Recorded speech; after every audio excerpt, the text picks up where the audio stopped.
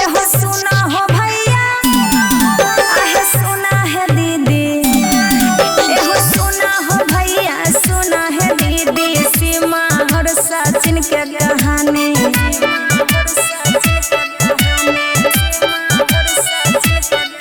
एहो सीमा हैदर छिए पाकिस्तानी, सचिन भैया छिए हिंदुस्तानी।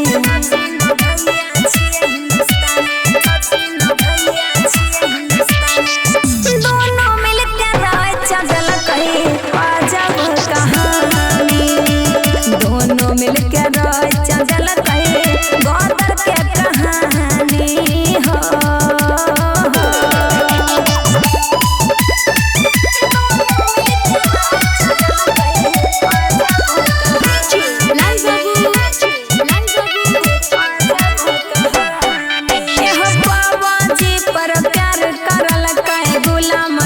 सोहर के छोड़ल के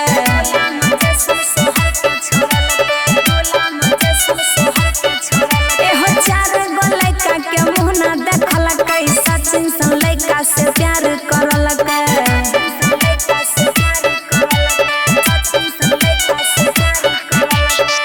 पूरा मीडिया में ई त हलफा मचल के, पूरा मीडिया में ई त हलफा मचल गई हो।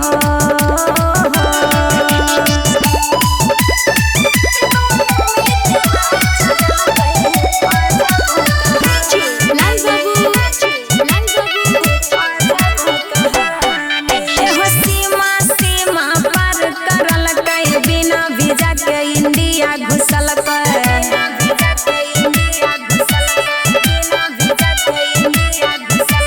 सचिन के नेपाल बोलल के, पशुपति